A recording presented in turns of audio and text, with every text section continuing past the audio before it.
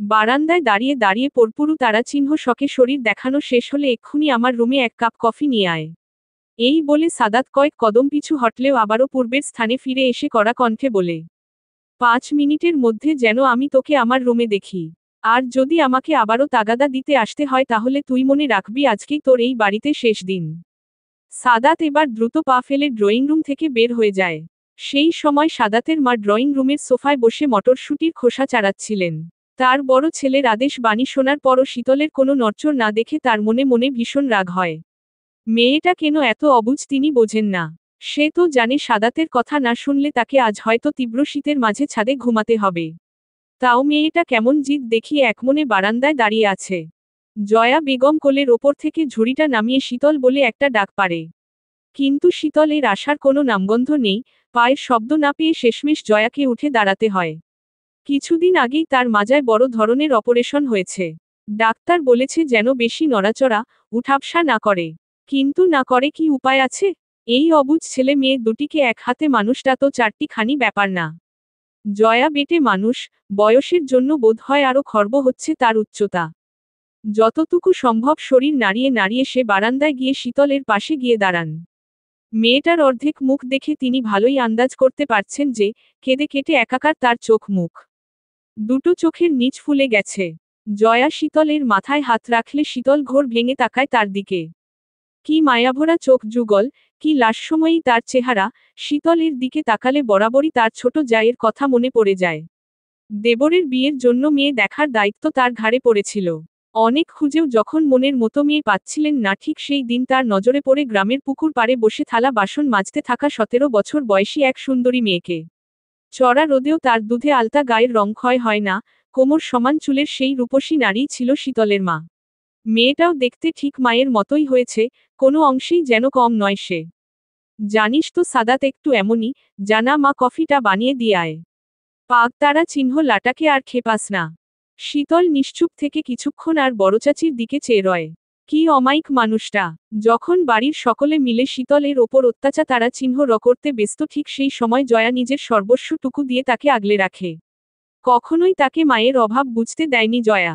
ছোটবেলায় মাকে হারানোর দরুন মায়ের ক্ষীণ স্মৃতিও মনে নেই শীতলের, তার কাছে মা মানের জয়া।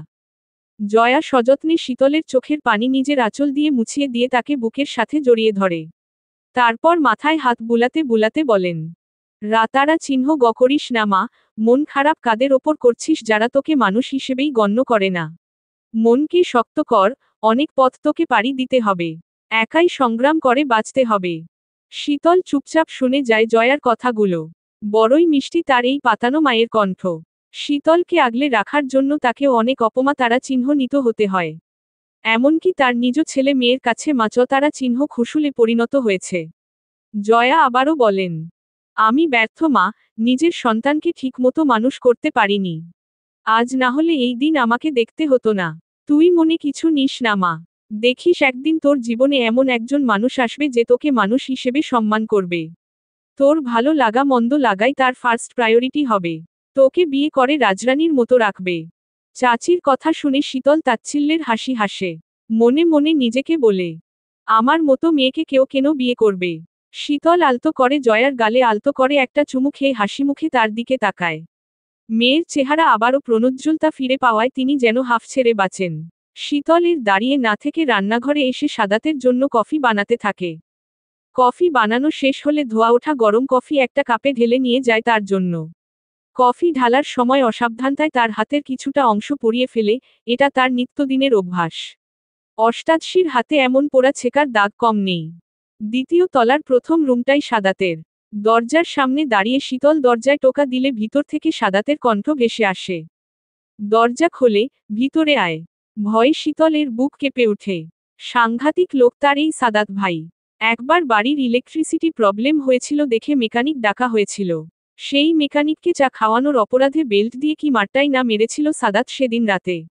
মাতারা চিহ্নের চোটে শীতলের মর্মর অবস্থা। তারপর জয়ার সেবায় সেবারের মতো বেঁচে উঠে শীতল। তারপর থেকেই সাদাত ভাইকে সে যতটা সম্ভব এড়িয়ে চলার চেষ্টা করে। আজ সকালেও তার আরেক চাচার ছেলে রাহুলের সাথে একসাথে নাস্তা করতে দেখে ফেলে সাদাত।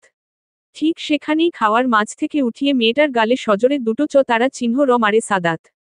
রাহুল শীতলের বড় হলেও সাদাতের চেয়ে 4 বছরের ছোট। বলতে গেলে এই বাড়ির সবচেয়ে কনিষ্ঠ বংশধর শীতল। শীতল ঘরের ভিতর প্রবেশ করে কোনো দিক না তাকিয়ে কফির মগটা টেবিলের ওপর রেখে চলে যেতে নেয়। কিন্তু কোত্থেকে যেন সাদাত এসে তার সামনে দাঁড়িয়ে পড়ে। শীতল ভয় মাথা নিচু করে রাখে। আমার দিকে তাকাচ্ছিস না কেন? ও তারা চিহ্ন দেখাচ্ছিস, আমাকে রাগ দেখাচ্ছিস? কলিজা এত বড় হয়ে গেছে তোর, এসব কি ওই রাহুলের তারা চিহ্ন অন্ত্রণায় করছিস তাই না? শীতল কোনো জবাব তো দেয়ই না, এমনকি চোখ তুলেও তাকায় না। লোকটাকে সে মনে প্রাণে তারা চিহ্ন না করে। বাড়ির বাকিরা তাকে অপছন্দ করলেও তার মতো অহেতুক তারা চিহ্ন মান করে না। শীতলের এমন ঠান্ডা ব্যবহারে সাদাতের ভীষণ রাগ হয়। কিছু না ভেবেই শীতলের চুলের মুঠি শক্ত করে টেনে ধরে তাকে নিজের দিকে তাকাতে বাধ্য করে। ব্যথার চোটে শীতলের চোখ বেয়ে পানি গড়িয়ে পড়ছে। তাতেও সাদাতের রাগ একটুও ক্ষান্ত হয় না। বরং নিজেকে সংবরণ না করতে পেরে একটা দাবাংচ তারা চিহ্ন বসায় শীতলের গালে। চরের বেগ সামলাতে না পেরে শীতল মাটিতে পড়ে যায়। আমার সামনে এলে তোর মুখ ভার হয়ে যায়, কই রাহুলের সাথে তো ঠিকই হেসে হেসে সময় কাটাস। আমার কাছে এলে তোর গায়ে এত জ্বালা ধরে কেন? রাহুলের কাছে এত মধু যে বারবার তার কাছেই ছুটে যাস? শীতল 2 হাতে তার কান চেপে ধরে। নিজের সম্পর্কে এত খারাপ কথা সে সহ্য করতে পারে না। সাদাত সজোরে তার হাত টেনে ধরে। বেতারা চিহ্ন থায় আবারও তারা চিহ্ন রে উঠে শীতল। শোন তারা চিহ্ন লি, আজকে বিকালে আমার কিছু বন্ধুরা বাসায় আসব। তুই বিকালের আগেই নিজ রুমের দরজা আটকে বসে থাকবি। আর যদি দেখি তুই রুম থেকে বের হয়ে আমার বন্ধুদের গায়ে ধতারা চিহ্ন লাঢলি করছিস, তাহলে তোকে 100 টুকরা করে নদীতে ভাসিয়ে দিব। আল্লাহ জবান দেয়নি তো কি হয়েছে, রূপ দিয়েছে। ছেলে পটানোর কৌশল তো তোর হাড়ে হাড়ে জানা। যা সর সামনে থেকে, দূর হয়ে যা আমার রুম থেকে, বোবা কোথাকার। আর কিছুক্ষণের মধ্যেই আমরা শাহজালাল আন্তর্জাতিক বিমানবন্দরে ল্যান্ড করতে চলেছি। পাইলটের মাইক্রোফোনের আওয়াজ কানে আসলে ঠোঁটের কোণে এক চিলতে হাসি দেখা যায় হিমের। নাকের ডগা থেকে সানগ্লাসটা খুলে শার্টের ওপর ঝুলিয়ে রাখে সেটা। তারপর নিজের তীক্ষ্ণ দৃষ্টি আরোপ করে তার সামনে বেঁধে রাখা লোকটার দিকে। ভয়ে তার চোখ জোড়া যেন বের হয়ে যাচ্ছে প্রায়। শক্ত কালো কষ্টেপ দিয়ে তার হাত, মুখ, পা পেঁচিয়ে রাখা হয়েছে। হিম সিট থেকে উঠে দাঁড়ায়। তার পাশে রোবটের মতো দাঁড়িয়ে আছে একদল কালো পোশাকের গার্ড, তাদের মধ্যে একজন দুটো চাপাতি এগিয়ে দেয় হিমের দিকে। হিম সেদিকে না তাকিয়েই তারা চিহ্ন পাতি দুটো হাতে নিয়ে সশব্দে একটা আরেকটার সাথে ঘষা শুরু করে। দেখে মনে হবে কোনো কিছু করার পূর্ব প্রস্তুতি হিসেবে সে তারা চিহ্ন পাতি দুটোকে ধারালো করে নিচ্ছে। কাজটা করা শেষ হলে সে আবারও ভংতারা চিহ্ন কর দৃষ্টিতে তাকায় লোকটার দিকে। সময় দিয়েছি, কিন্তু মুখ খুলিসনি। এত প্রভুভক্তি তো কুকুরেও দেখায় না, আর তুই কিনা মানুষ হয়ে শেষে কুকুরের পথ বেছে নিলি? তাহলে আজ তোকে কুকুরের মতো তারা চিহ্ন রে তোর দেহের অবশিষ্ট অংশ তোর প্রভুর কাছে পাঠিয়ে দিব। হিম সাথে সাথেই দুহাতে দুটো চাপাতি ধরে ঝাঁপিয়ে পড়ে মেঝেতে বেঁধে রাখা লোকটার ওপর। প্রথমে লোকটার তার মুখ, তারপর গলা কেটে তারা চিহ্ন ক্ষত করতে থাকে সে। কয়েক মুহূর্ত পরই লোকটা তারা চিহ্ন রাগেলেও তার রেখে যাওয়া দেহ ভীষণভাবে হিমের নির্দয় তারা চিহ্ন তার সাক্ষ্য হয়। চারদিকে লাল রক্তে তারা চিহ্ন ছড়াছড়ি, এমনকি হিমের সারা শরীর সেই তারা চিহ্নতে ভিজে গেছে। সেখানে উপস্থিত সকল গার্ড আবেগহীন চোখে দেখছিল ক্ষণে ক্ষণে তাদের বশ কতটা নৃশংস হতে পারে। দেহের ঊর্ধ্বাংশ এতটাই ক্ষতি তারা চিহ্নগ্রস্ত করেছে যে ডিএনএ টেস্ট ছাড়া লোকটার পরিচয় আইডেন্টিফাই করার উপায় নেই। সাদা শার্টের হাতার নিচের অংশ দিয়ে হিম নিজের তারা চিহ্ন মিশ্রিত ঘামের ফোঁটা মুছে নেয়, মুখে তার পরিতৃপ্তির হাসি। সোজা হয়ে দাঁড়িয়ে সে গার্ডদের উদ্দেশ্যে বলে, ব্রেইন, লিভার, কিডনি, আইস, হার্ট, লাংস সব আলাদা করবে তারা চিহ্ন ডি থেকে। ভালো করে প্রিজার্ভ করে লন্ডনের সেন্ট্রাল হাসপাতালে পাঠাবে। এই তারা চিহ্ন স্টার্ডের অর্গান বিক্রি করে ভালো অ্যামাউন্ট না পেলে ওকে এটুডুর ক্যারি করে আনাই বৃথা। Do fast boys, otherwise your situation will be like this. নিজের চোখের সামনে তারা চিহ্ন লজ্জান্ত মানুষটাকে এভাবে তারা চিহ্ন ন হতে দেখে ভয়ে চমকে উঠে ইকবাল। গার্ড হিসেবে সে একেবারেই নতুন। হিমের সেক্রেটারি ফয়সালের কাজিন হওয়ায় জয়েনের 1 সপ্তাহের মধ্যেই সে তার বসের পার্সোনাল গার্ড হিসেবে নিয়োগ পেয়েছে। এই 1 সপ্তাহে সে তার স্যারকে চিনেছে ভীষণই তারা চিহ্ন রাগী আর জেদি মানুষ হিসেবে। যেটা সে চায়, দুনিয়া কিয়ামত হয়ে গেলেও সে সেটা আদায় করেই ছাড়ে। কিন্তু আজ যেন নতুন এক হিমকে আবিষ্কার করল সে। ক্ষুধা তারা চিহ্ন তো বাঘের মতো হিম নিজের শিকার কি যেন আছো তারা চিহ্ন রে কাম তারা চিহ্ন রে একেবারে ছি তারা চিহ্ন রে ফেলেছে। ইকবাল এই সময়টুকু ফয়সলের পিছনে দাঁড়িয়ে ভয়া তারা চিহ্ন ওত দৃষ্টিতে প্রথমে তাকিয়ে থাকলেও পরবর্তীতে সতারা চিহ্ন হো না করতে পেরে মাথা নিচু করে ফেলে সে। হিম যখন নিজেকে ফ্রেশ করার জন্য সেখান থেকে বাথরুমের উদ্দেশ্যে যাচ্ছিল তখন তার কানে আসে এক কমবয়সী ছেলের ফিসফিসানির শব্দ। পিছন ঘুরে দেখে ইকবাল ফয়সলকে যেন কি একটা বলছে। তাদের কথা শোনার জন্য সে কান খাড়া করে। ভাই, তুই আমাকে কোন রাক্ষসে তারা চিহ্ন র কাছে কাজ করতে এনেছিস? উঠতে বসতে এমন জঘ তারা চিহ্ন নো ভাবে মানুষ মা তারা চিহ্ন রে, আবার মৃতদেহ থেকে অর্গান আলাদা করে বিক্রি করে দেয়। স্যারের তো টাকার অভাব নেই, তাহলে হিউম্যান অর্গান ট্রাফি তারা চিহ্ন কিং কেন করছেন? উনি যা ইচ্ছা তাই করুক, তোর সমস্যা কি? মাসে মাসে তোর টাকা পেলেই তো হলো। চুপচাপ কাজে হাত লাগা যদি এই কপাল পোড়াটার মতো বলি না হতে চাস। ইকবাল একটা শুকনো ঢোক গিলে সামনের দিকে পা বাড়ানোর আগেই কারো কণ্ঠ শুনে সে যেন একেবারে জমে যায়। ডাকের সাড়া দেওয়ার যেন কোনো শক্তিই নেই তার। Hey you, green T shirt, come here. Iqbal কাঠের পুতুলের মতো হিমের দিকে তাকিয়ে আশপাশটা পর্যবেক্ষণ করে বলে। স্যার আমাকে ডাকছেন? আইউ ফু তারা চিহ্ন কিং এফ তারা চিহ্ন রুল? এখানে তুমি ছাড়া আর কেউ কি গ্রিন শার্ট পরেছে? ইকবাল সাথে সাথেই মাথা নাড়িয়ে না সূচক উত্তর দেয়। তাহলে ওখানে খাম্বার মতো দাঁড়িয়ে আছো কেন? আসতে বলেছি না। ইকবাল দ্রুত পায়ে হিমের ঠিক সামনে এসে স্থির হয়ে দাঁড়িয়ে যায়। হিম তার বাজ পাখির মতো দৃষ্টি দিয়ে একবার ভালো করে স্ক্যান করে নেয় ইকবালকে। ভেতরে ভেতরে ছেলেটা ভীষণ রকম ঘাবড়ে যাচ্ছে। নতুন, স্যার, ফয়সলের কাজিন, স্যার। নাম কি? ইকবাল। কি বললে? কার বা তারা চিহ্নল? স্যার, ইকবাল। ওহ, ফুল নেম, মোদাচ্ছের আলী ইকবাল। এত তারা চিহ্ন ঘন্য নামটাকে রেখেছে? যত সব তারা চিহ্ন লসিট, উচ্চারণ করতে গিয়ে দাঁত ভেঙে গেল। যে নামটা রেখেছে আমার হয়ে তাকে কষিয়ে দুটো তারা চিহ্ন মেরে দেবে।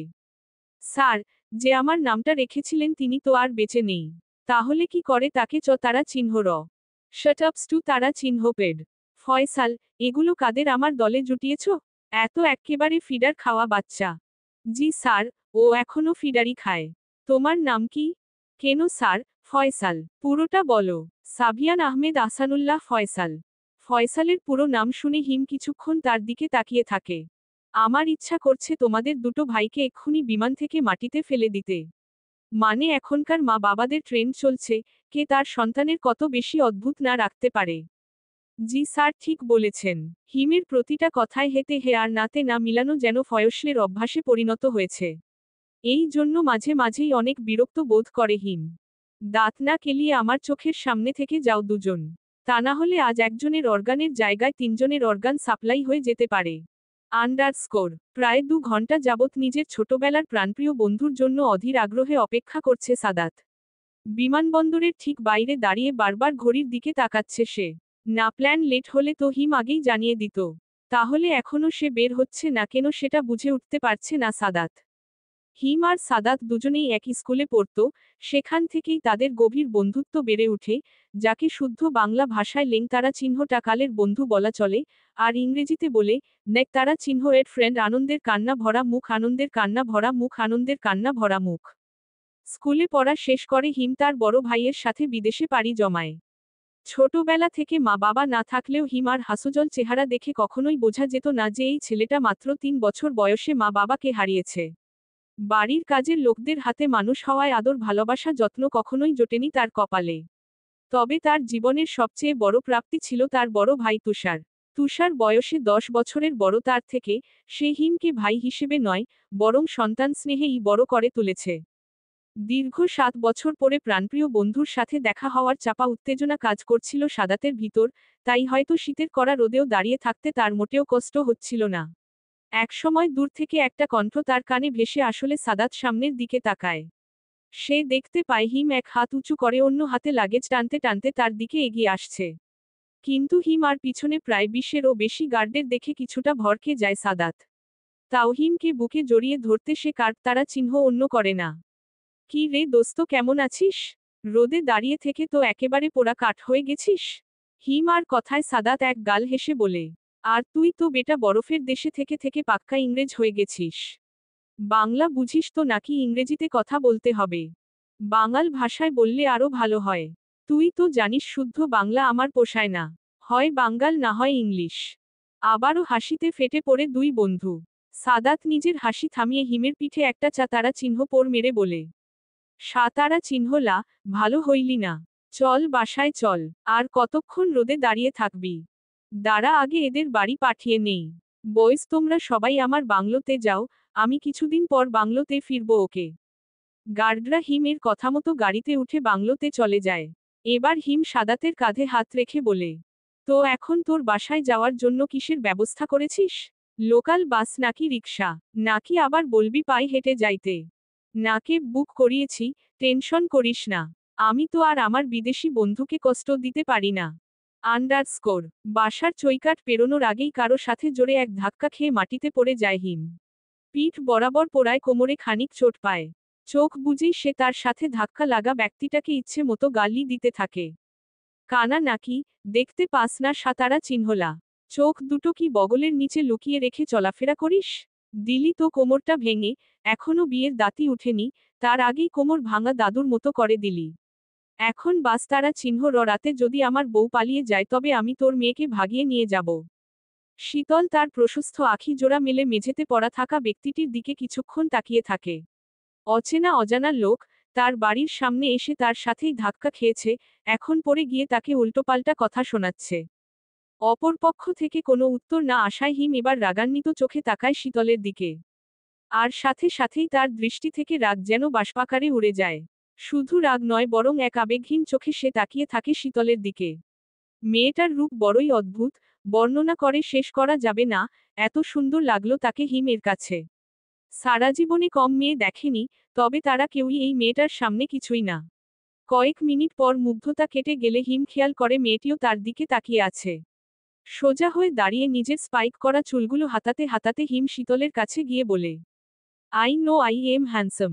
তাই বলে এভাবে তাকিয়ে আমার রূপের ওপর তারা চিহ্ন নজর দিবেছে? তারা চিহ্ন মরি শরীর বদলে তারা চিহ্ন নজর দেওয়া কি উচিত হলো তোমার? শীতল ভালোই বুঝতে পারছে ছেলেটার মাথায় বড় ধরনের সমস্যা আছে। তাই সে কোনোমতে তার থেকে পালিয়ে বাঁচে। জীবনে কখনো কোনো মেয়ে তার কাছ থেকে পালায় না। বরং হিম তাদের দূরে ঠেলে দিলেও তারা বেহা তারা চিহ্ন আর মতো তার পিছু করেছে। কিন্তু এই প্রথম কোনো মেয়ে তাকে ইগনোর করায় তার রাগ আনন্দ দুটোই হচ্ছে। বাঙালি মেয়ে তো, ইগনোর করাটা এদের অভ্যাসগত বদ তারা চিহ্ন ভ্যাস। সমস্যা নেই, নিজে থেকেই আমার কাছে ছুটে আসবে ছেম তারা চিহ্নরই। এটিটিউড দেখিয়ে পাত্তা পাওয়ার ধাতারা চিহ্ন তন্দা, নটি গার্ল। হিমকে সদর দরজার সামনে ঠায় দাঁড়িয়ে থাকতে দেখে সাদাত কপাল কুঁচকে তার কাছে যায়। সে এতক্ষণ এখানে উপস্থিত ছিল না, আজ সকালে হিমকে বাড়িতে আনার উদ্দেশ্যে বাইরে হওয়ার ঠিক আগ মুহূর্তে জয়া তার হাতে বাজারের একটা লিস্ট ধরিয়ে দিয়েছিলেন। হিমকে বাড়িতে ছেড়ে সাদাত পাড়ার মুদির দোকানে গিয়েছিল লিস্টের জিনিসগুলো কিনতে। কিন্তু যাওয়ার আগে সে হিমকে বলেছিল সে যেন সাদাতের জন্য অপেক্ষা না করে বাড়িতে প্রবেশ করে। সাদাতের ঘনিষ্ঠ বন্ধু হওয়ায় বাড়ির সকলে হিমকে ভালো করেই চিনে। বিশেষ করে হিম যেন জয়ার কলিজায় টুকরা। তারা চিহ্নরা ছেলেটাকে সে ছোট থেকেই বেশ ভালবাসত। কতদিন যে সাদাতের জন্য টিফিন বানানোর পাশাপাশি হিমের জন্য এক বক্স টিফিন বরাদ্দ রেখেছে তার ইয়াত্তা নেই। আজ এত বছর পর ছেলেটা দেশে আসবে শুনে জয়া সকাল থেকে হিমের পছন্দের সকল পদ নিজের হাতে রান্না করছেন। সাদাত হিমের কাছে এলে সে দেখতে পায় একটা নির্দিষ্ট দিকে হিমের চোখ যেন পলক হারিয়েছে, মুগ্ধতা চেয়ে গেছে তার চোখে মুখে, ঠোঁটের কোণে মিষ্টি হাসি দেখে যে কেউ আন্দাজ করতে পারবে সে হয়তো তার জীবনের অদেখা আকাঙ্ক্ষিত কোনো বস্তুকে সচক্ষে দেখেছে। সাদাত হিমের ঘাড়ে হাত রাখলে হিম নিজের ঘর থেকে বের হয়ে আসে। সাদাত কিছুটা হাসির চলে তাকে বলে, কি রে এখানে দাঁড়িয়ে দাঁড়িয়ে মুচকি হাসছিস কেন? বিদেশে রেখে আসা গার্লফ্রেন্ডের কথা মনে পড়ছে বুঝি? হিম একগাল হেসে সাদাতকে বলে, বিদেশের মেয়েগুলো বেশি সহজ সরল, জিলাপির প্যাচ নেই তাদের মাথায়, মনে নেই কুটিল তারা চিহ্নতা, তাই তারা বরাবরই আমার কাছে আনইন্টারেস্টিং।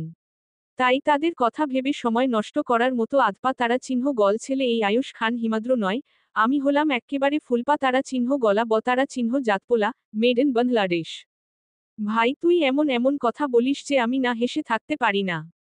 হেসে নে, কিন্তু প্রাণ খুলে হাসার আগে এটা বল, তোর বাসার ওই সাদা ক্ষেতের কালো মূলাটা কে রে? হিমের কথা শুনে সাদাত যেন আকাশ থেকে পড়ে গলা খিচে বলে সে, সাদা ক্ষেতের কালো মূলা, এটা আবার কি? এটা যে কি সেটা আমি নিজেও জানি না, জাস্ট তুলনা দিলাম আর কি। তোর বাসার ওই অ্যাটিটিউডওয়ালা মেয়েটা কে রে, যে দেখতে তেমন সুন্দর না হলেও নিজেকে বিশ্বসুন্দরী মনে করে? কালো কালো চুল, খাড়া নাক, ফর্সা গায়ের রং আর কোমল মোলায়েম ঠোঁট।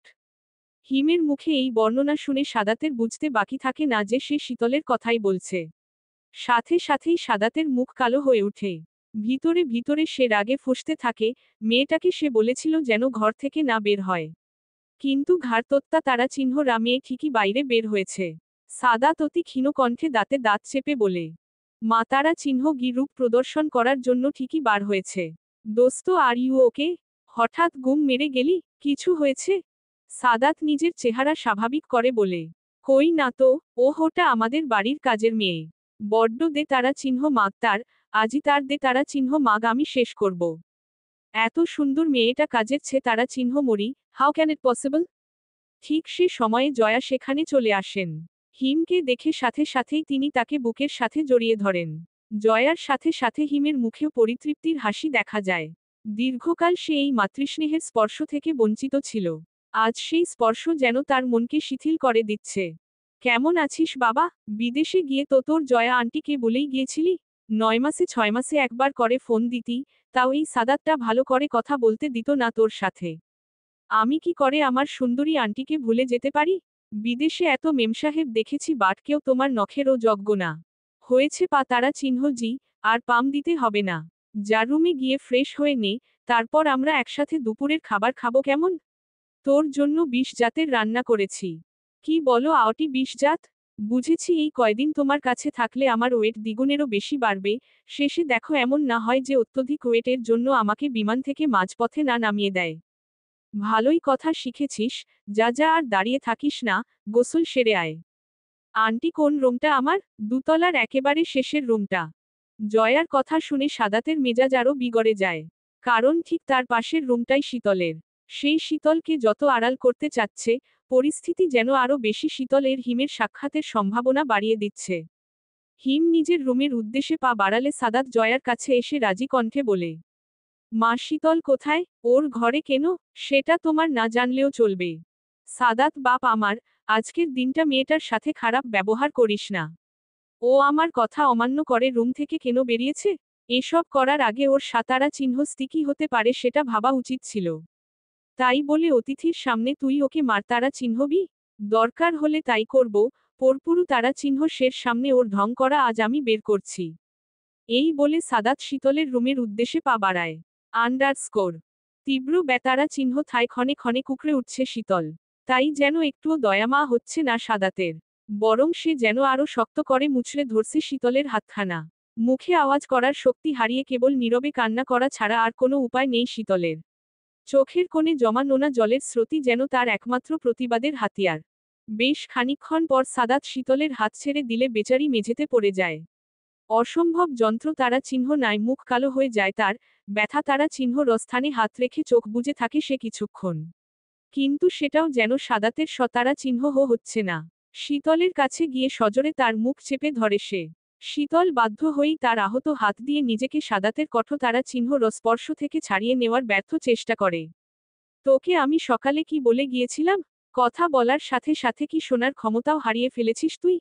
নাকি শুধু আমার কথাগুলোই তোর কানে ঢোকে না, অন্য সবার সাথে হেসে খেলে ভালোই তো সময় কাটাস? এবার হয়তো শীতলের চোখের পানির ফোঁটাগুলো সাদাতের মনটা গলাতে সক্ষম হয়। ফলশ্রুতিতে সে শীতলকে ছেড়ে দিয়ে দূরে হতে দাঁড়ায়। কয়েকটা দীর্ঘশ্বাস ছেড়ে নিজেকে ঠান্ডা করার চেষ্টা চালায়। এদিকে সাদাতের কাছ থেকে ছাড়া পেয়ে শীতল নিজেকে মেঝের সাথে একেবারে মিশিয়ে ফেলে। মা বাবা, কেন আমায় এই নিষ্ঠ তারা চিহ্ন পৃথিবীতে একলা ফেলে গেলে?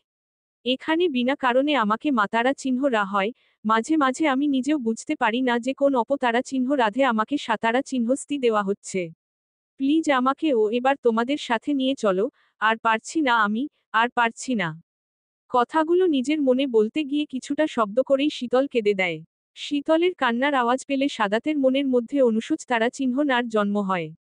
প্রতিবার মেয়েটার সাথে খারাপ ব্যবহারের পর এই অনুভূতিটা তাকে কুরে কুরে খায়, কিন্তু কোনোবারই নিজেকে আটকাতে পারে না। মাথা গরম করে ঠিকই শীতলের সাথে এই ব্যবহারগুলো করে ফেলে সে। হালকা ঝাপসা চোখে একবার শীতলের দিকে তাকিয়ে ধীর পায়ে শীতলের কাছে যায় সে। আস্তে করে তাকে মেঝে থেকে তুলে সে। গায়ে সাদাতের স্পর্শ পেতেই শীতল আবারও দূরে সরে যেতে চায় এই ভেবে যে মানুষটার হয়তো তাকে তারা চিহ্ন রে এখনো শান্ত হয়নি। কিন্তু এবার ভীষণ আলতো করে সাদাত শীতলের মুখখানা নিজের হাতের মুঠোয় তুলে নেয়। কেন বুঝিস না আমি ঠিক কি কারণে তোকে অন্য কারো সামনে যেতে বারণ করি? অন্য কেউ তোকে দেখুক এটা আমি সহ্য করতে পারি না। অন্য কারো চোখে তুই প্রশংসার পাত্রী হোস এটা আমি নিতে পারি না। তুই যেমনই হস তোকে দেখার অধিকার শুধু আমার, বুঝেছিস শুধুমাত্রই আমার। এই বলে সাদাত শীতলকে জড়িয়ে ধরতে নিলে শীতল নিজ থেকে তার কাছ থেকে সরে আসে। মুখ ফিরিয়ে নেয় সে সাদাতের থেকে। এতে সাদাত মনে মনে কষ্ট পেলেও মুখে কিছুই বলে না। চুপচাপ দরজা খুলে বাইরে বেরিয়ে আসে সে। এই যে মিস্টার হ্যান্ডসাম, কি কখন থেকে খবরের কাগজে মুখ লুকিয়ে রেখেছেন, আমার দিকেও একটু নজর দিন, কখন থেকে আপনার দর্শন পাওয়ার আশায় অধীর আগ্রহে এখানে বসে আছি। এতটা খারাপ দেখতে যে আমার দিকে আপনার তাকাতে ইচ্ছা করে না? মনোযোগ সহকারে খবরের কাগজ পড়ার সময় হিমের কানে এক পরিচিত কণ্ঠ ভেসে আসে। চেহারা না দেখলেও কণ্ঠের মালিককে সেটা হিম ভালোই আন্দাজ করতে পারে। অনেকদিন পর বাংলাদেশ পত্রিকাটা হাতে পেয়ে পড়ার ইচ্ছাটা সে দমাতে পারে না বিধায় টেবিলের উপর থেকে খবরের কাগজটা হাতে নিয়ে চোখ বুলাতে থাকে সে। কিন্তু তার এই পড়ার মাঝে ছেদ ঘটে মিনার অতি বিরক্তি তারা চিহ্ন কর নেকা তারা চিহ্ন মি কণ্ঠ শুনে। চোখ মুখ শক্ত হয়ে আসে হিমের, মেয়েটাকে সে একেবারেই সতারা চিহ্ন করতে পারে না সে। গায়ে পড়া থার্ড তারা চিহ্ন ক্লাস মেয়ে যাকে বলে, ন্যাকামি তার শিরায় শিরায় আচ্ছন্ন। মিনাকে দেখলে কিংবা তার কণ্ঠ শুনলে হিমের ইচ্ছা করে নিজের পার্সোনাল রায়তারা চিহ্ন ফেলটা দিয়ে মেয়েটার শরীর ঝাঁজ তারা চিহ্ন রা করে দিতে, কিন্তু সাদাতের আপন বোন হওয়ায় প্রতিবার মিনা প্রাণে বেঁচে যায়। মুখের সামনে থেকে কাগজটা সরায় হিম, মি তারা চিহ্নতে একটু হাসির চেষ্টা করে কাগজটা ভাঁজ করতে করতে মিনাকে বলে। আরে মিনা, কত বড় হয়ে গেছিস বোন, আমি তো প্রথমে চিনতেই পারিনি। তা এবার কোন ক্লাসে উঠেছিস? হিমের মুখে বোন শব্দটা শুনে মিনার কালো মুখ আরো কালো হয়ে যায়। নাটকীয় কান্নার ভান ধরে দু চোখ ডলতে ডলতে বলে। চিনবেন কেন আমাকে, আমি আপনার কে? একদিনও তো ফোন করে খবর নেন না, সব সময় সাদাত ভাই আর মায়ের সাথে কথা বলেন। আমি অনেক কষ্টে ভাইয়ার কাছ থেকে ফোন কেড়ে নিয়ে আপনার সাথে কথা বলতে নিলেই হাজার অজুহাত দেখিয়ে ফোন রেখে দেন, একটা বড় চেয়েও দেখেন না।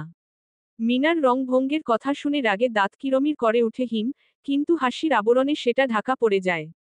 মনে মনে সে নিজেকে বলে, বুঝোসি যখন তোকে ইগনোর করি, তাহলে বারবার নেকা তারা চিহ্ন করে কথা বলতে যাস কেন ছে তারা চিহ্ন মরি। নিজের চেহারাটা আয়নায় দেখেছিস কখনো, কালা দাঁতল মাইয়া? তোর দিকে তাকানোর আগে যেন আমার দুই চোখ খান খসে পড়ে, আমি যেন অন্ধ হয়ে যাই। কথাগুলো নিজের মনের মাঝেই আবদ্ধ রেখে হাসিমুখে হিম আবারও বলে উঠে। বললি না যে কোন ক্লাসে এবার তুই বোন? বলবো না, কোনো কথাই বলবো না আপনার সাথে, আপনি একটা বাতারা চিহ্ন যে লোক। আপনিও আমার সাথে কথা বলতে আসবেন না। তোর লগে কথা কইতে আমু, আমায় তো পাক তারা চিহ্ন লা ছাগলে কামড়াইছে। তুই নীল তারা চিহ্ন যের কথা আমার সাথে কথা না বলতে আসলে আমারই শান্তি। মনে মনে, কেন আমি কি করেছি বোন, যে তুই আমার সাথে কথা বলবি না? মিনা এবার আর সতারা চিহ্ন করতে না পেরে চেয়ার থেকে উঠে দাঁড়ায়। ইচ্ছে করে গাল ফুলিয়ে সে বলে, কখন থেকে বোন বোন করে চলেছেন কেন? আমি আপনার কোন সম্পর্কের বোন লাগি? বন্ধুর বোন মানে তো আমারও বোন, সেই হিসেবে তুই আমার সখাতো বোন। না আমি আপনার বোন নই, বুঝেছেন? আমি আপনার অন্য কিছু। হিমের রাগ চরম সীমাস্প তারা চিহ্ন করে। ইচ্ছে করে এক তারা চিহ্ন রে সামনে দাঁড়িয়ে থাকা মেয়েটার মুখ ফাটি তারা চিহ্ন ফেলতে। হাত হাত মুষ্টিবদ্ধ করে হিম বলে, বোন মানে বোন আর তোর অন্য কিছু মানেও বোন। এখন যা জয়া আন্টিকে হেল্প কর কাজে। শরীরেই শুধু ধাম তারা চিহ্নরই হয়েছিস, কাজে কর্মে বুদ্ধি কিছুই বাড়েনি দেখছি। কথাগুলো খানিক ধমকের সুরেই বলে হিম। যা হবার হবে, কিন্তু তাতে যদি মিনার ছেচ তারা চিহ্ন রামো থেকে মুক্তি পাওয়া যায় তাতে কিছু যায় আসে না হিমের। হিমের ধমকা তারা চিহ্ন নতে কাজ হলো, মিনা মুখ বেঁকিয়ে সেখান থেকে চলে গেল। হিম আবারও হাস্যজল চোখে পত্রিকাটা হাতে নিয়ে পড়তে থাকে। পড়তে পড়তে তার মাথায় একটা বিষয় খেলে যায়। সেই কখন সাদা ক্ষেতের কালো মুলাকে দেখেছিলাম, এরপর তো আর ওকে নিচে দেখলাম না। কাজের ছেম তারা চিহ্ন রির কত তেজ রে বাবা, মালিক রান্না করে অস্থির আর তেনার কোনো খবর নেই।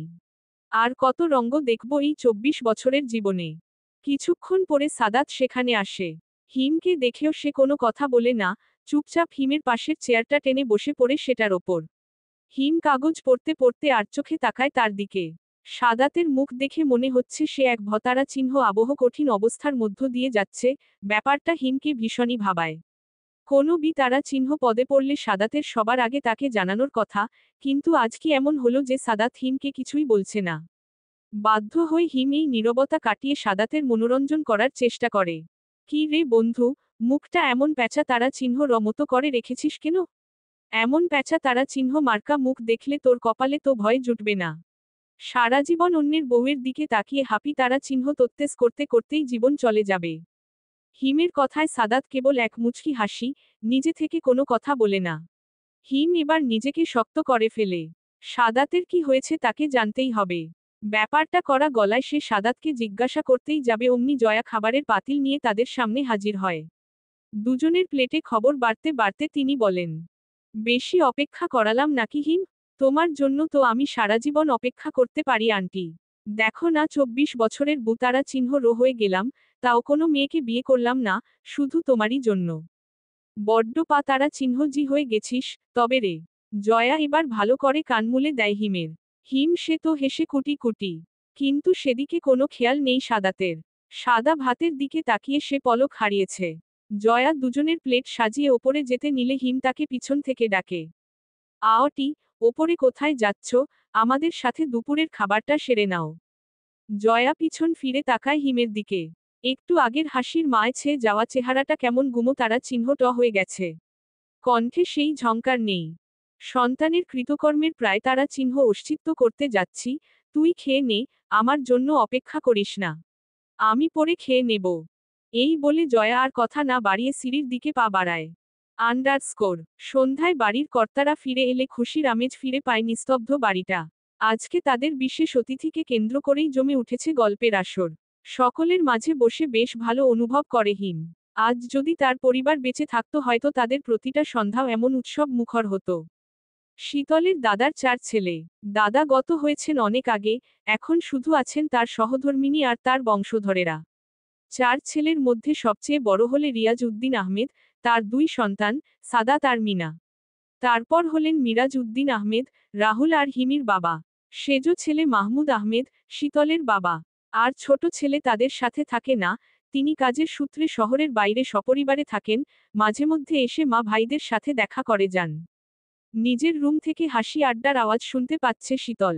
বড্ড ইচ্ছে করে বিছানা থেকে উঠে নিচে যেতে, পরিবারের সাথে আনন্দে মেতে থাকতে। কিন্তু তার যে সেখানে যাওয়া বারণ। বারণটা অবশ্য তার জন্মদাতাই করেছেন, কারণ শীতলকে দেখলে তিনি নিজের রাগকে নিয়ন্ত্রণ করতে পারেন না। তাই সন্ধ্যার আসরে শীতলের অনুপ্রবেশ যতটা না কঠোরভাবে নি তারা চিহ্ন সিদ্ধ তার চেয়েও বেশি কড়াভাবে নি তারা চিহ্ন সিদ্ধ মাহমুদ সাহেবের সামনে যাওয়া। কিন্তু কিশোরী মন যে তার বারবার নিশি তারা চিহ্ন জিনিসের প্রতি তীব্রভাবে আকৃষ্ট হয়, ছুটে যেতে ইচ্ছে করে সকল বাধা ভেঙে। শীতলের টলমল চোখের দিকে তাকিয়ে জয়া সবকিছু বুঝতে পারে। মলিন হাসি হেসে মেয়েটার মাথায় হাত বুলিয়ে দিতে দিতে তিনি বলেন, অমানু তারা চিহ্ন সদের মাঝে গিয়ে কিছু নয় বরং নিজেকে অপমান আর কলুষিত করবি। ধৈর্য ধর মা, একদিন তোরও হবে। ভরা সংসার হবে তোর, আমি বলছি। সেই আশাতেই থাকো মা, তোমার এই বোতারা চিহ্ন বা মেয়েকে কে বিয়ে করবে? আছে তো শুধু ওই রূপখানা, আসল জিনিসটাই তো নেই ওর। শেষে দেখো আরেক বোতারা চিহ্ন বাকে ধরে বিয়ে দিতে হবে আর 2 বোবা তারা চিহ্ন অমিলে সুখের সংসার করবে বলো। মিনার খো তারা চিহ্ন চা মারা কথা শুনে তেতে উঠে জয়া। তিনিও কম জানো না, মুখ বাঁকিয়ে বলেন, তা তোর কি আছে শুনি? না আছে রূপ না আছে গুণ।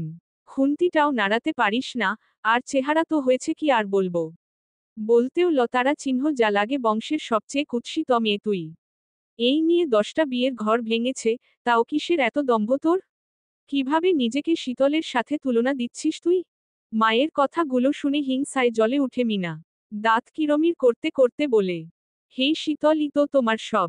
নিজের মেয়ে তো তোমার জন্মের সতারা চিহ্নত্রু। কি জন্য এখানে এসেছিস সেটা বলে তারা চিহ্ন দায়হ। 10 কাপ চা লাগবে, তোমার নবাবজাদিকে বলো পাটরানির মতো পালঙ্কে না বসে থেকে গতরটা নাড়িয়ে চা বানিয়ে দিতে। ও যাবে না, নিজেদের চা নিজেরা করে খা। মিনা পাল্টা জবাব দেওয়ার আগেই শীতল জয়ার কথা তারা চিহ্ন করে নিচে চা বানাতে যায়। যতই হোক, নিন দায়িত্ব সে সারা জীবন পালন করেই এসেছে, তবে আজকে কেন তার ব্যত্যয় ঘটবে? শীতল সিঁড়ি বিয়ে নিচে নামতেই সেটা হিমের চোখে পড়ে যায়। খুশিতে জ্বলজ্বলে উঠে তার 2 চোখ। যাক, এতক্ষণে সাদা ক্ষেতের কালো মুলাকে দেখতে পেলাম। হিমও কিছু একটার বহানা দেখিয়ে শীতলের পিছন পিছন রান্নাঘরে ঢুকে পড়ে। শীতল চা বানানোর পানি গরম করতে দিয়ে চা পাতা আনার জন্য পিছন ঘুরতেই ফ্রিজের ডালায় হিমকে হেলান দিয়ে দাঁড়িয়ে থাকতে দেখে। হিম তার দিকে তীক্ষ্ণ দৃষ্টিতে তাকিয়ে আছে, যেন সেই দৃষ্টি দিয়ে তাকে সে আপাদমস্তক খুঁটিয়ে খুঁটিয়ে দেখছে। কিন্তু এবার শীতল তাকে পাত্তা না দিয়ে নিজের কাজ করতে থাকে। দ্বিতীয়বারের মতো একটা সাধারণ মেয়ের পাত্তা না পেয়ে হিম এবার রেগে যায়। এই ছেম তারা চিহ্ন এই, তুই কি সামহাও আমাকে ইগনোর করছিস? কি ভেবেছিস তুই ইগনোর করলেই আমি তোর পিছন পিছন ঘুরব? তোর সাথে কথা বলতে এসেছি দেখে ভাববি না যে আমার তোর প্রতি ইন্টারেস্ট আছে। আমাকে কি তোর বাংলাদেশের ছেলেদের মতো বেতারা চিহ্ন হা লাগে? তোর মতো হাজারটা মেয়ে আমার জন্য আফসোস করে, আমার একবার দেখা পাওয়ার জন্য তারা জাস্ট মা তারা চিহ্নরা যায়, বুঝেছিস? রান্নাঘর থেকে হিমের চিৎকারের আওয়াজ শুনে সাদাত সেদিকে পা বাড়ায়। রান্নাঘরে ঢুকে হিম ও শীতলকে একে অপরের দিকে তাকিয়ে থাকতে দেখে সাদাতের যেন পায়ের নিচ থেকে মাটি সরে যায়। শ্বাস ভারী হয়ে আসে তার। এতগুলো কটু কথা বলার পরও শীতলের মৌনতা হিমের রাগকে ক্ষণে ক্ষণে বাড়িয়ে তুলছে। এতক্ষণ তার চোখে মুখে কৌতুক থাকলেও এবার সেটা সরে গিয়ে কালো হয়ে আসতে থাকে তার শুভ্র মুখ। দুহাত মুষ্টিবদ্ধ করে রাগকে নিয়ন্ত্রণ করার চেষ্টা করলেও সে বারবার ব্যর্থ হচ্ছে। মেয়েটার এত গুমট যেন হিমের সতারা চিহ্ন হচ্ছে না, এখানে আর এক মুহূর্ত থাকলে সে উল্টা পাল্টা কিছু একটা করে ফেলতে পারে, বিধায় তার চলে যাওয়াটাই শ্রেয়। মনে মনে সিদ্ধান্ত নিয়ে পিছন ঘুরে চলে যেতে নিলেই হিমের সাথে সাদাতের চোখাচোখি হয়। তারও মুখ আষাঢ়ের ঘন মেঘের মতো কালো হয়ে আছে। হিমকে কিছুক্ষণ পর্যবেক্ষণ করে সাদাত ঠান্ডা গলায় তাকে জিজ্ঞাসা করে, কোনো সমস্যা হয়েছে কি? বাইরে থেকে তোর গলার আওয়াজ পাওয়া যাচ্ছে। হিম রাগে কটমট করতে করতে বলে, কি হয়েছে সেটা এই অত্যধিক অ্যাটিটিউডওয়ালা মেয়েমানুষকে জিজ্ঞাসা কর। অতিথির প্রতি এত অবতারা চিহ্ন গা দেখানো কি তোদের বাড়ির রীতি? দুঃখিত, আমার জানা ছিল না। এই ছে তারা চিহ্ন মরিকে বলে দিস আমার সামনে যেন সে আর না পড়ে, কার সাথে কি ব্যবহার করতে হয় সেটার শিক্ষাও মনে হয় পেটে নেই। এই বলে হিম আর এক মুহূর্ত দাঁড়ায় না। লম্বা লম্বা পা ফেলে ওপরে নিজের রুমে চলে যায়। এদিকে শীতল তারা চিহ্ন কার মতো হিমের চলে যাওয়ার দিকে তাকিয়ে আছে, কি ঘটছে, কেন ঘটছে সে কিছুই বুঝতে পারছে না। হিম নামের এই অচেনা ছেলেটির প্রথম দিন থেকেই তার প্রতি রহস্য তারা চিহ্নময় আচরণ বারবার শীতলকে অপ্রস্তুত করে ফেলছে। সাদা চামড়ার, উঁচু ঘাড় বিশিষ্ট, দীর্ঘকায় ছেলেটাকে তার অত্যধিক মাত্রার সুদর্শন মনে হয় না, তবুও ছেলেটা সবার থেকে আলাদা সেটা এক বাক্যে স্বীকার করবে শীতল। দৃষ্টি সরিয়ে নিতেই শীতলের চোখ যায় তার থেকে কয়েক হাত দূরে দাঁড়িয়ে থাকা সাদাতের দিকে। বড় বড় চোখ জোড়া তার রক্তিম হয়ে উঠেছে। অমায়িক চেহারাও যে কিছু সময়ের জন্য ভয়া তারা চিহ্ন নখ হয়ে উঠতে পারে সেটা সেই মুহূর্তে সাদাতকে দেখলে প্রমাণ মিলবে।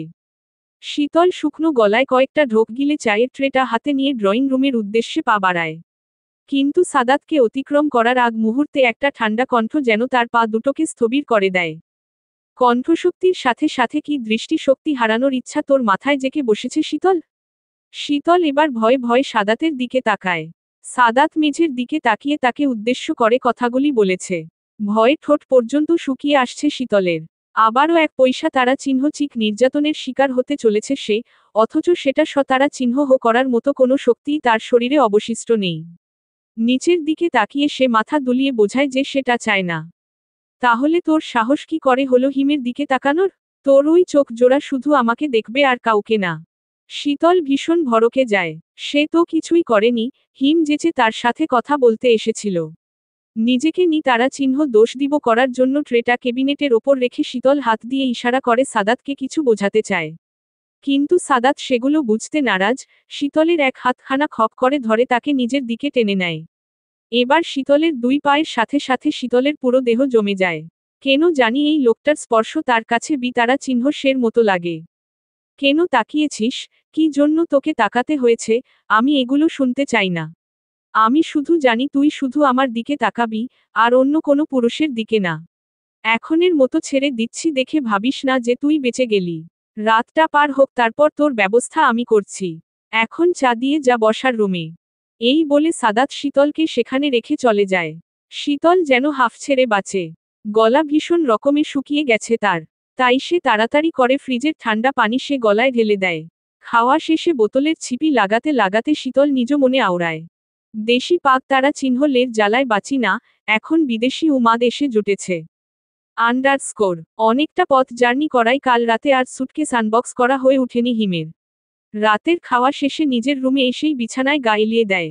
রাতে লুঙ্গি আর ঢোলাটি শার্ট পরে ঘুমানোর অভ্যাস হিমের বহুদিনের। কিন্তু তার নিদারুণ ঘুমের কারণে ট্রাউজার পরেই ঘুমিয়ে গেছে কাল রাতে। সকাল সকাল সাদাত হিমের রুমে ঢুকে তাকে ঘুম থেকে তোলার জন্য। কিন্তু বিছানার ওপর হিমকে চারদিকে চার হাত পা ছড়িয়ে শুয়ে থাকতে দেখে সাদাতের ভীষণ হাসি পায়। বাচ্চাদের মতো লুল গড়িয়ে পড়ছে হিমের মুখ থেকে। কে বলবে এই মাসুম চেহারার অধিকারী ছেলেটা রেগে গেলে কতটা উন্মাদ হয়ে উঠতে পারে। সাদাত হিমের গা স্পর্শ করে তাকে ডাকতে থাকে। হিম, ওঠ ভাই, আর কত ঘুমাবি? সকাল 10টা বাজে। হিমের ঘুম পাতলা হয়ে আসে। গায়ের ব্ল্যাঙ্কেটটা দিয়ে মুখ ঢেকে চাপা কণ্ঠে বলে, দাঁতের বা তারা চিহ্ন ওচা, ঘুমাতে দে। আমার ঘুমের সাথে তোর কিসের এত শত্রুতা? আমার ঘুম কি তোর বউকে বিয়ের পিঁড়ি থেকে তুলে এনেছে? আরে ভাই ওঠ না, খিদার যা তারা চিহ্ন লাই, পেট ব্যথা করছে, তোকে ছাড়া তো খেতেও পারছি না। এবার হিম মুখের থেকে চাদর সরিয়ে মুখ বাঁকিয়ে সাদাতের দিকে তাকায়। কেন, তুই কি পণ করেছিস আমার হাত ছাড়া আর কারো হাতে খাবি না? নাকি তোর হাতকে আমি হ্যান্ডতারা চিহ্ন কাফ পরিয়ে রেখেছি যে তুই খেতে পারছিস না? সাদাত মুখ শুকিয়ে বলে, মা বলেছে তোকে ছাড়া আমি খেতে পারবো না। সাদাতের কথা শুনে হিম এক তাচ্ছি তারা চিহ্ন লের হাসি হাসে। এখন তো মানবি যে আন্টি তোর থেকে আমাকে বেশি প্রাধান্য দেয়। দিবেই তো, আফটার অল আমি handsome, smart, dashing, intelligent and charming boy. তোদের মতো তো আর অ্যাগ্রিকালচারাল পিপল না। অ্যাগ্রিকালচারাল পিপল মনে খে তারা চিহ্ন ত, তোরা ভীষণই খে তারা চিহ্ন ত। অপমান করছিস আমায়, দেখে আমি কিন্তু কোনো দিক থেকেই কম যাই না। দেখতে মোটেও আমি খেত না। হিম কাঁধে তোয়ালে রেখে বাথরুমের উদ্দেশ্যে পা বাড়ায়। কিন্তু দরজা লক করার আগে মুখ বাড়িয়ে সে সাদাতকে বলে, আজকে শপিং মলে যাব, সেখানেই প্রমাণ হয়ে যাবে যে বেশি হ্যান্ডসাম। এখন আমার গোসল সারতে সারতে আমার ব্যাগটা খুলে রাখো। কালকে খোলার সময় পাইনি। এই বলে হিম সাদাতের মুখের ওপর দরজা লাগিয়ে দেয়।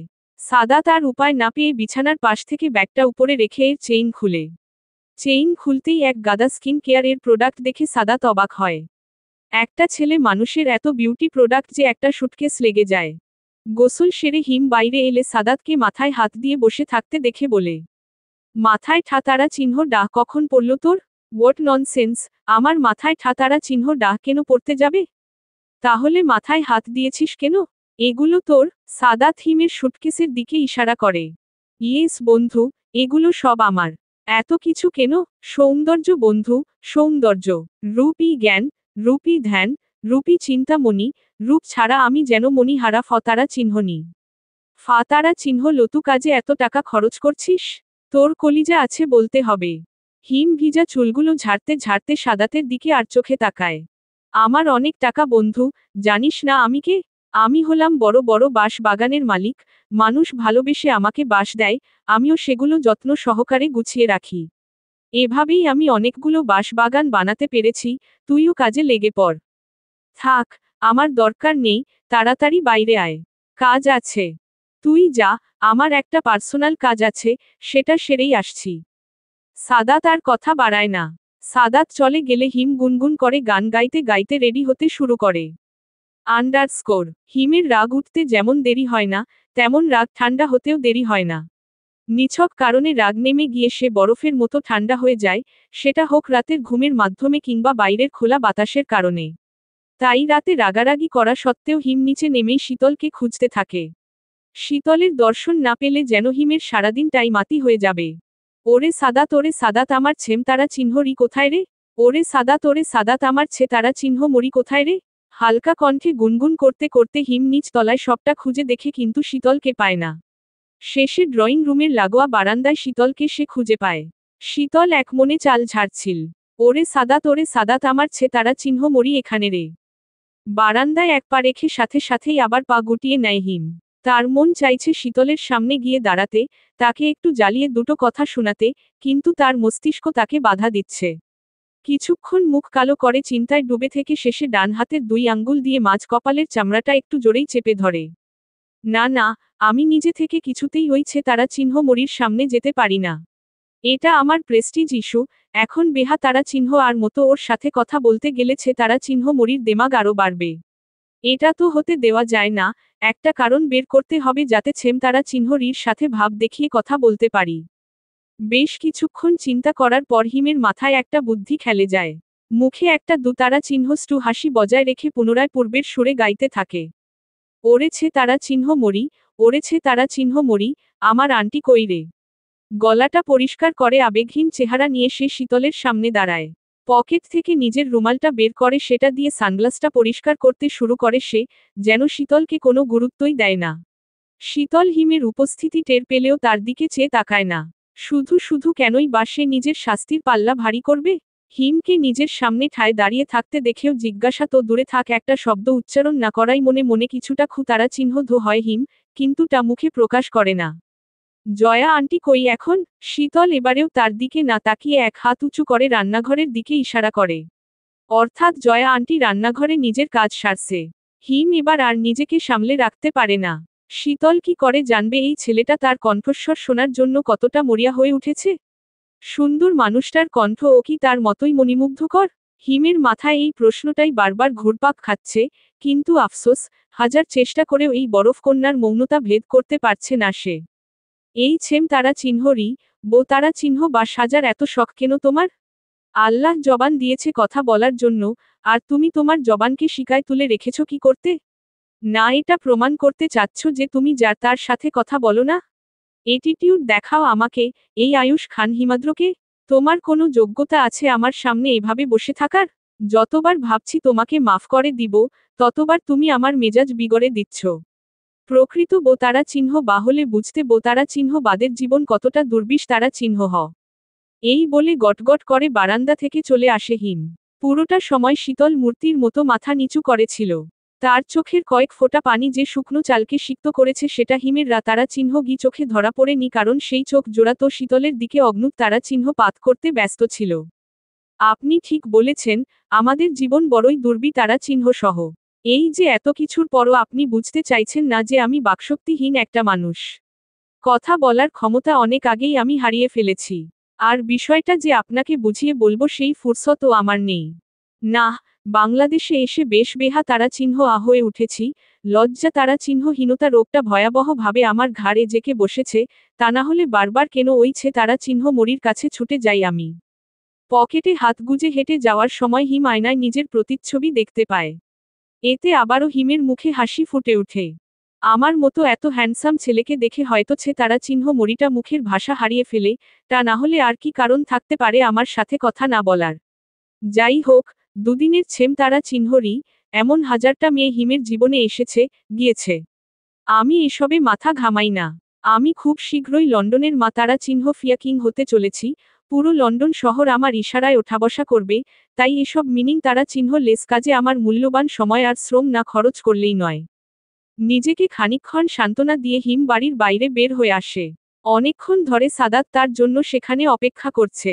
বাইরে বের হতেই হিম দেখতে পায় সাদাত বাইকে হেলান দিয়ে একমনে ফোনে কি যেন একটা দেখছে। হিমকে আসতে দেখে সাদাত তাড়াতাড়ি করে ফোনটা পকেটে ঢুকিয়ে নেয়। কি রে, কখন থেকে দাঁড়িয়ে আছি, তোর খবর নেই? ফ্লাইটে করে কি লন্ডনে চলে গিয়েছিলি নাকি? আমি লন্ডনে না গেলেই আন্দাজ করতে পারছি তুই কিছুক্ষণ আগে পর্যন্ত ও কল্পনার রাজ্যে ছিলি। ফোনে কি দেখছিলি? হিমের তীক্ষ্ণ প্রশ্নে সাদাত আমতা আমতা করতে শুরু করে। কই কিছু না তো, এমনি আর কি। উহু বন্ধু, মিথ্যা বলা ভালো না, আল্লাহ তারা চিহ্ন দেয়। তুই ফোনে ভাবিকে দেখছিলি তাই না? আমাকেও দেখা, আমিও আমার ভবিষ্যৎ ভাবিকে দেখতে চাই। ধুর হিম, কি শুরু করলি? তুই ভয় পাচ্ছিস, ভাবি যদি আমাকে দেখে তোর মতো এগ্রিকালচারাল ছেলেকে ছেড়ে দেয়, তাই না? তুই সব কিছুই 2 লাইন বেশি বুঝিস হিম। তা তো অবশ্যই, by the way, nice bike. তোর পছন্দ হয়েছে? মাখনের মতো দৌড়ালে আরও পছন্দ হবে। সাদাত পকেট থেকে বাইকের চাবিটা হিমের দিকে ছুড়ে দিয়ে বলে। এটা তোর জন্যই এনেছি, your birthday gift. Happy birthday my friend. হিমের মনেই ছিল না যে আজকে তার জন্মদিন। বিদেশে থাকলে হয়তো তুষার তার জন্মদিনের অনুষ্ঠান করত, কিন্তু দেশে এসে সে নিজেকেই প্রায় ভুলতে বসেছে, সেখানে জন্মদিন তো খুবই তারা চিহ্নগণ্য বিষয়। ও তোর মনে আছে? জি সাহেব, আজকে আপনি ২৬ বছরের বুড়োতে পরিণত হলেন। বুড়ো বললি কাকে? জানি সেই বয়সেই আমি ২৬টা বাচ্চার বাপ হইয়ার যোগ্যতা রাখি, অতি ভদ্র বলে যারে তারে নিজের জিন দেই না, তাই এখনো বাপ ডাক শুনতে পারি নাই। সাদাত হিমকে কোনোই জের গুঁতো দিতে বলে। হয়েছে সাহেব, বিদেশ ফিরে বাপ হওয়ার প্রজেক্টে হাত দিস, এখন চল একটা রেস হয়ে যাক। অনেকদিন ধরে পাকাপোক্ত প্রতিদ্বন্দ্বী না পাওয়ায় বাইক রেসে বিশেষ মজা পাচ্ছি না। হিম বাইকে উঠে চাবি দিয়ে বাইক স্টার্ট দেয়। আমি তোর প্রতিদ্বন্দ্বী না সাদাত, আমি তোর গুরু। জিতব তো আমিই। আমার তারা চিহ্নতে লিখা আছে জয়ের মাহাত্ম্য, শিরায় শিরায় বয়ে যাচ্ছে জয়ের কৌশল, সবই ব্রিটিশ কায়দা কানুন। তোর দেশি কায়দা সেগুলোর সাথে পারবে না। কারণ আমি জেতার জন্যই জন্মেছি। সাদাত তার দিকে একটা তাচ্ছি তারা চিহ্ন লের হাসি দিয়ে বলে, আচ্ছা আজ সব প্রমাণ হবে, কে জিতে, আর কে হারে। এই বলে হিম আর সাদাত বাইক রেস শুরু করে। প্রতি মুহূর্তে তাদের পজিশন চেঞ্জ হয়, একবার সাদাত হিমকে পাশ কাটিয়ে আগে চলে যায় তো অন্যবার হিম। দুর্দান্ত প্রতিদ্বন্দ্বিতার পর ফিনিশিং পয়েন্টে কিছু সেকেন্ডের ব্যবধানে হিম আগে পৌঁছায়। দেখলি, বলেছিলাম না, আমি জেতার জন্যই জন্মেছি। জিতাই দেখিয়েছি। সাদাত হাসলেও মনে মনে একটা কথা বিড়বিড় করে। সব প্রতিযোগিতায় তুই বিজয়ী হো, কিন্তু শীতলকে পাওয়ার খেলায় আমি তোকে কখনোই জিততে দিব না হিম। জীবনের কোনো কোনো মুহূর্তে বন্ধুত্বের চেয়ে ভালোবাসা বেশি গুরুত্বপূর্ণ হয়ে যায়। হাইওয়ের রাস্তার পাশে হিম আর সাদাত দাঁড়িয়ে আছে।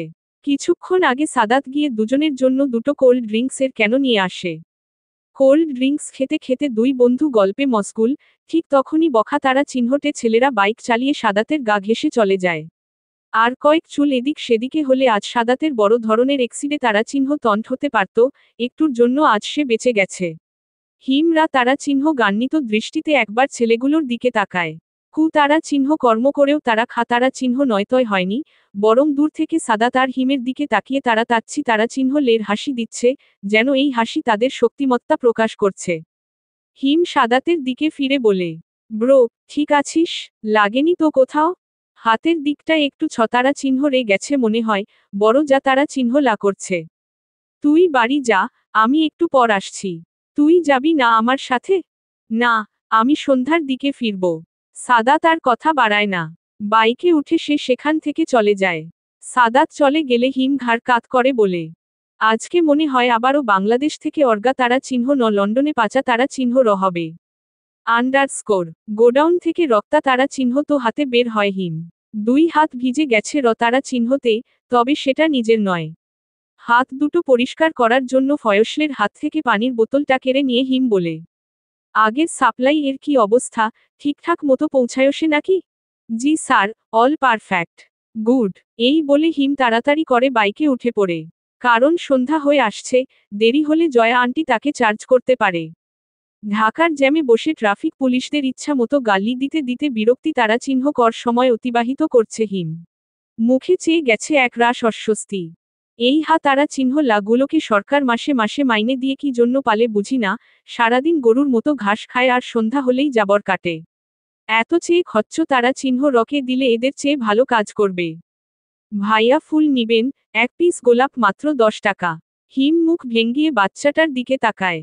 দেখেই বোঝা যাচ্ছে সারাদিন কিছু পেটে পড়েনি, রাস্তায় রাস্তায় ঘুরে রোদে পুড়ে ফুল বিক্রি করেছে। সার্কাস সম্পূর্ণ করার জন্য তোরই আসার বাকি ছিল, এসেই গেলি। আমাকে কি ফুলের ব্যবসায়ী লাগে? আমি ফুল দিয়ে কি করব? নিন না ভাই একটা ভালো ফুল। বাসায় গিয়ে আপুকে দিবেন। লাভ নেই রে বাপ, ফুল দিয়েও তার দুই ঠোঁট খোলা আমার পক্ষে সম্ভব না, শেষে দেখব আমার দিকে ফিরেও তাকাবে না, আমার আরও রাগ উঠবে। বড্ড তেজ টেনার, নিয়েই দেখেন, মাইয়া মানুষ ফুল পেয়ে আত্মহারা হয়ে যায়। আপু খুশি হবে। বলছিস? আচ্ছা দে 10টা। তোর নাম কি পিচ্ছি? বাবলু। কি বললি? বা তারা চিহ্ন বুলু? হিমের মুখে নিজের নামের তারা চিহ্ন ভৎস রকমের বিকৃতি শুনে 7 বছরের বাচ্চা ছেলেটা ঠোঁট ভেঙে কান্না করে দেয়। একটু মজা করাই বাচ্চাটা এভাবে মাঝ রাস্তায় দাঁড়িয়ে কেঁদে দিবে সেটা ভাবতে পারেনি হিম। সে আশেপাশে তাকিয়ে দেখে সবাই তার দিকে অদ্ভুত দৃষ্টিতে তাকিয়ে আছে, চোখের সামনে এমন পরিস্থিতি দেখলে যে কারোরই মনে হতে পারে যে হিম বোধহয় বাচ্চাটাকে জোর করে কি তারা চিহ্ন ন্যাপ করতে চাচ্ছে। আর কোনো উপায় না দেখে বাধ্য হয়ে হিম বাচ্চাটাকে কোলে নিয়ে দাঁড়ায়। জোরপূর্বক হাসি দিয়ে বাচ্চাটাকে আদর করতে করতে বলে, আমার তারা চিহ্ন ইঁদুর ছানা, জোরে জোরে কেঁদে আমাকে তারা চিহ্ন পদে ফেলিস না বাপ। পাবলিক তারা চিহ্ন পলে আজ কপালে গন্ধ তারা চিহ্ন লাই আছে, বাসর রাতে খাট ভাঙার বয়সে আমি হাত পা ভেঙে তারা চিহ্ন অঙ্গ হাসপাতালে ভর্তি হতে চাই না। বাবলু কান্না থামিয়ে নাক টানতে টানতে বলে, আপনি আমারে গালি দিছেন, আর আমি কাঁদমু না? গালি খাইলে আমার কষ্ট লাগে না বুঝি? আমি ছোট বাচ্চা মানুষ, কষ্ট পাইলে আমি কাঁদামি তো, আরও বেশি করে কাঁদমু। এই বলে বাবলু আবারও কান্না শুরু করলে হিম তাকে থামাতে ব্যস্ত হয়ে পড়ে। আরে বাপ, থামো থামো, আর কাঁদিস না। আমি আর কখনো তোকে বাতারা চিহ্ন লবুলু বলে ডাকবো না, মাতারা চিহ্ন ফচাই। এখন সাউন্ড বক্সটা দয়া করে বন্ধ কর। বাবলু চোখ মুছতে মুছতে বলে। আমাকে নিচে নামান। হিম বাচ্চাটাকে নিচে নামালে সে তার ঝুড়ি থেকে 20টা গোলাপ হিমের হতে দিয়ে বলে। 200 টাকা বাইর করেন। হিম অবাক চোখে তাকায় তার দিকে। 20টা কেন? আমি তো 10টা চেয়েছি। 20টা না নিলে আমি কিন্তু আবার কান্না শুরু করমু। আর এবার শুরু করলে আপনারে গন্ধ তারা চিহ্ন লাইনা খাওয়াইয়া থামব না। বাবলুর কথা শুনে হিমের চোখ ছোট হয়ে আসে। গোল গোল চোখে কিছুক্ষণ সে বাচ্চাটাকে পর্যবেক্ষণ করে। এত জীবন হিম সবাইকে ঘোল খাইয়েছে, আর আজ কিনা এক সামান্য মিনি ফুল বিক্রেতার কাছে সে হেরে গেল। ভাগ্যি সেখানে তার পরিচিত কেউ নেই, তা না হলে আজ আর মান সম্মান কিছুই অবশিষ্ট থাকত না। তার মানে তুই এসব নাটক করেছিস, আমার কাছে তোর বাসি পতারা চিহ্ন চা ফুলগুলো বিক্রি করার জন্য। এত ছোট বয়সেই বিজনেস পলিসি শিখে গেছিস, যেটা আমার শিখতে কিনা 26 বছরের লেগেছে। মুখে সামান্য হাসি, মুখে সামান্য হাসি। আজকালকার দিনে এসব পলিসি একটু আধটু না শিখলে হয় না সাহেব। আপনারা গেঞ্জি তো কি, আমরাও আলফা, আপনাদের 2 কাঠি উপর দিয়ে যায়। তাই পরের বার থেইক্কা পিছনে লাগার সময় বয়সটা দেইখ্যা লয়েন। কেমন? এই বলে বাবলু একটা ফোকলা হাসি দেয়। হিম কপাল কুঁচকে ওয়ালেট থেকে 200 টাকার একটা নোট ছেলেটার হাতে ধরিয়ে তাকে বিদায় করে। হাতে 20টা ফুলের গুচ্ছ নিয়ে বাইকে উঠে পুনরায় জ্যামে বসে থাকে। সব দোষ হইছে তারা চিহ্ন মরির, ওর জন্যই আজকে আমার পকেট থেকে করকরে 200 টাকার নোটটা হলে গেল। না, আমি ওকে ছাড়ব না। এই 200 টাকা তো উসুল করেই ছাড়ব। হিম দেখেছ, হিমের ডিম দেখনি। যেদিন হিমের ডিম থেরাপি খাবে, সেদিন বুঝবে হিম কি জিনিস। সানগ্লাস পরিহিত হাসি মুখ, সানগ্লাস পরিহিত হাসি মুখ। আন্ডারস্কোর। হিম বাড়িতে পা রাখতে না রাখতেই মিনা ঝড়ের বেগে ছুটে এসে হিমকে ঝাপটে ধরে। ঘটনাটা এতটাই দ্রুত ঘটে যে হিম কিছু বুঝে ওঠার আগেই মিনা নিজের সাথে হিমের শরীর মিশিয়ে নেয়। কিন্তু পরক্ষণেই হিম নিজের সর্বশক্তি দিয়ে মিনা না নিজের থেকে আলাদা করে।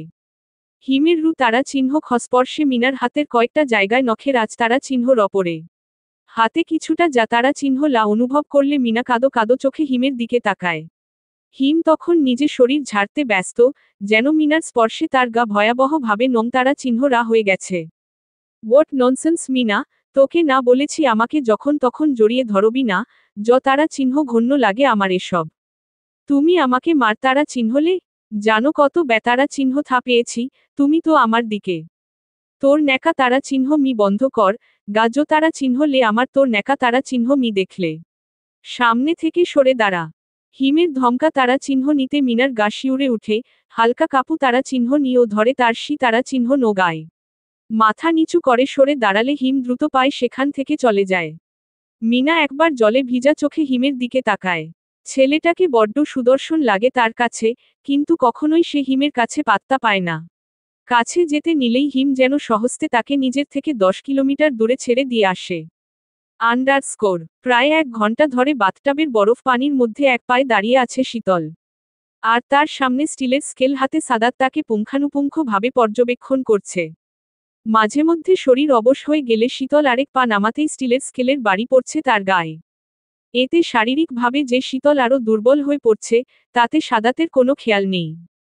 তারা চিহ্ন ব্রো রাগ আর হিংসা যেন তার বিবেককে গ্রাতারা চিহ্ন করে ফেলেছে।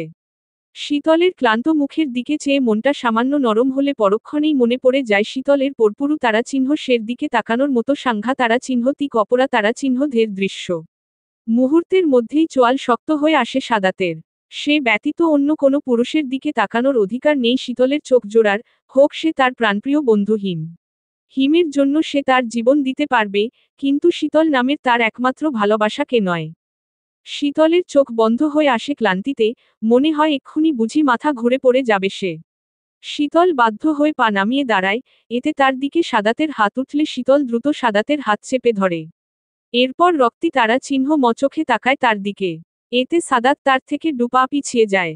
সে বিশ্বাস করতে পারছে না তার খাঁচার বন্দি পাখি আজ তার দিকে চোখ রাঙিয়েছে। খুব সাহস বেড়েছে তোর, এই সাহস বাড়ার কারণ নিশ্চয়ই হিম। লতারা চিহ্ন যা লাগলো তোর, আমার বন্ধুর দিকে তারা চিহ্ন নজর দিতে। ওপর মধ্যে এমন কি আছে যেটা আমার মধ্যে নেই, কি এমন সুখ পেয়েছিস ওর কাছ থেকে যেটা আমি তোকে দিতে বেতারা চিহ্ন থো। শীতল মাথা নিচু করে দাঁড়িয়ে থাকে। সাদাতের বলা কথাগুলো তারা চিহ্ন থা নয়, খুব অল্প দেখা সাক্ষাতের সুযোগ হয়েছে তার সাথে হিমের, কিন্তু এইটুকু সময়ের মধ্যেই হিম যেন তার মনের এক বিশাল জায়গা দখল করে নিয়েছে, যেটা সাদাত বহু বছরের চেষ্টার পরও পারেনি, উল্টো নিজের নাম লিখিয়েছে শীতলের তারা চিহ্ন অন্য ব্যক্তিদের খাতায়। আপনার বন্ধু আপনার মতো নিচু মানসিকতার নয়, অন্তত পক্ষে মেয়েদের সম্মান করতে সে জানে, আপনার মতো যখন তখন আমার ওপর অধিকার ফলায় না। শীতলের কথাগুলো মনে মাঝেই চাপা পড়ে, বাইরে বের হওয়ার সুযোগ পায় না। সাদাত শীতলের কাছে এসে তার মুখ চেপে ধরে। ডানা গজিয়েছে তাই না? হিমের সাথে থাকলে আমার থেকে দূরে থাকতে পারবি, এই চিন্তা মাথায় ঢুকেছে তোর? আচ্ছা, দুদিন পরে হিম চলে গেলে তখন তোর ডানা ছাটার ব্যবস্থা করব। ছোট বলে কিছু করিনি, কিন্তু আমার বুঝতে ভুল হয়ে গেছে। তোকে এখনই না সামলাতে পারলে সারা জীবনের মতো তোকে হারাতে হবে আমায়। শীতল কান খুলে শুনে রাখো, তোর জন্ম হয়েছে আমার জন্য। যতই বিষা তারা চিহ্ন তো লাগুক, তুই শুধুই আমার। আন্ডারস্কোর ছেম তারা চিহ্ন ছে তারা চিহ্ন মরি ডাক পারি। ছেম তারা চিহ্ন গেছে শ্বশুরবাড়ি। ওই ছেম তারা চিহ্ন তুই জলদি আয়। তোর লাগি হিমের পরাণ যায়। কবিতার মতো চারটা লাইন গাইতে গাইতে হিম এদিক ওদিক শীতলকে খুঁজতে থাকে। ধারণকৃত সকল জায়গায় খুঁজলেও হিম শীতলের দেখা পায় না। এতে হিম খানিক বিরক্ত হয়ে নিজের রুমের দিকে পা বাড়ায়। সে হাতে করে শীতলের জন্য আনা গোলাপগুলো নিয়ে এসেছিল। কিন্তু যত জন্য এনেছে গোলাপগুলো তারই তো দেখা নেই। নবাবজাদি আমার, তার ইচ্ছে হলে আমার সাথে দেখা করেন, না ইচ্ছে হলে কুঠুরিতে গিয়ে লুকিয়ে পড়েন। এখন কোথায় পাই তাকে? ধুর, আজ রাতেও ঘুম হবে না। হিম নিজের রুমের সামনে এলে সে স্পষ্ট কারো কান্নার আওয়াজ শুনতে পায়। শব্দটা যেন তার পাশের রুম থেকে আসছে। হিম প্রথমে না যেতে চাইলেও পরে কি একটা মনে হয় সে পাশের রুমের দিকে পা বাড়ায়। দরজা ঠেলে ভিতরে ঢুকলে সে তার বরফ কন্যাকে মেঝেতে বসে কান্নারত অবস্থায় দেখতে পায়। শীতলের কোমর সমান চুলগুলো খুলে পিঠ জুড়ে ছড়িয়ে পড়েছে।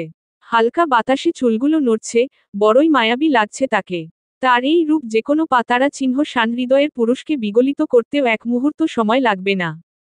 হিম কিছু মুহূর্ত নিশ্চুপ থেকে শীতলের দিকে পা বাড়ায়। তার কাছে গিয়ে তার সামনে হাঁটু গেড়ে বসে পড়ে। তারপর হালকা করে মাথায় হাত রেখে তাকে ডাক দেয়। বরফ কন্যা, কি হয়েছে তোমার? কাঁদছ কেন? তোমার চোখে পানি ভীষণই বেমানান। কেঁদো না কেমন? ধীর স্থির ঠান্ডা পরিচিত কণ্ঠ কানে এলে শীতল মাথা তুলে তাকায়। হিমকে দেখতেই তার অশান্ত মনে যেন এক ঠান্ডা বাতাস বইয়ে যায়। সাথে সাথেই শীতলের কান্না বন্ধ হয়ে যায়। তবুও কিছু পানি চোখের কোণে জমা ছিল যা হিম নিজের হাতে মুছে দেয়। আজকে তোমার জন্য এই গোলাপ নিয়ে এসেছি। গোলাপগুলো যদিও তোমার মতো সুন্দর না, তবে তোমার স্পর্শে তাদের সৌন্দর্য আরও 10 গুণ বৃদ্ধি পাবে। কেঁদো না, কাঁদলে তোমায় বিচ্ছি তারা চিহ্ন দেখায়। এই বলে হিম একটা গোলাপ শীতলের কানে গুজে দেয়। হাসুজল মুখে সে শীতলের দিকে চেয়ে বলে, যেমন ভেবেছিলাম তার চেয়েও বেশি সুন্দর লাগছে। তবে ফুলের চেয়েও তোমাকে বেশি পবিত্র লাগছে। শীতল এক মোহ লাগা চোখে তাকিয়ে আছে হিমের দিকে। এই প্রশান্ত সে আগে কখনো অনুভব করেনি, কেউ এতটা যত্ন করে তাকে সাজায়নি। বারবার সে হিমের গভীর দৃষ্টিতে নিজেকে হারিয়ে ফেলছে। একসময় শারীরিক মানসিক দুর্বলতা শীতলকে এতটাই দুর্বল করে দেয় যে সে ঘোরের মাঝেই হিমকে জড়িয়ে ধরে। চলবে।